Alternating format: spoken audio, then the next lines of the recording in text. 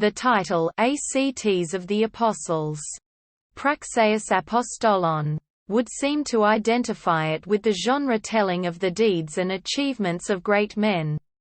Praxeis. But it was not the title given by the author. The anonymous author aligned Luke Acts to the narratives. Diegesis,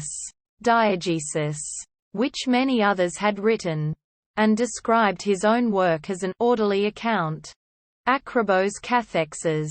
It lacks exact analogies in Hellenistic or Jewish literature. The author may have taken as his model the works of Dionysius of Halicarnassus, who wrote a well-known history of Rome, or the Jewish historian Josephus, author of a history of the Jews. Like them, he anchors his history by dating the birth of the founder.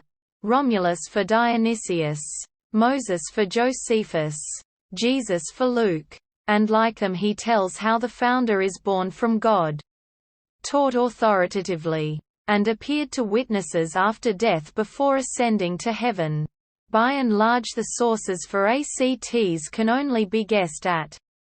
But the author would have had access to the Septuagint, a Greek translation of the Jewish scriptures, the Gospel of Mark, and either the hypothetical collection of sayings of Jesus called the Q source or the Gospel of Matthew. He transposed a few incidents from Mark's Gospel to the time of the Apostles.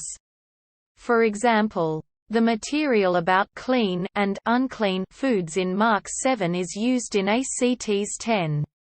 And Mark's account of the accusation that Jesus has attacked the temple, Mark chapter 14 verse 58, is used in a story about Stephen, Acts chapter 6 verse 14.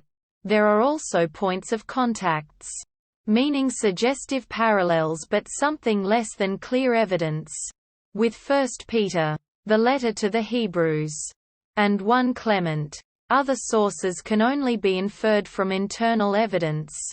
The traditional explanation of the three we passages, for example, is that they represent eyewitness accounts. The search for such inferred sources was popular in the 19th century. But by the mid-20th it had largely been abandoned. Acts was read as a reliable history of the early Church well into the post-Reformation era.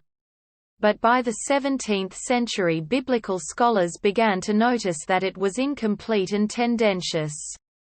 Its picture of a harmonious church is quite at odds with that given by Paul's letters. And it omits important events such as the deaths of both Peter and Paul. The mid-19th century scholar Ferdinand Bauer suggested that the author had rewritten history to present a united Peter and Paul and advance a single orthodoxy against the Marcionites. Marcion was a 2nd-century heretic who wished to cut Christianity off entirely from the Jews. Bauer continues to have enormous influence.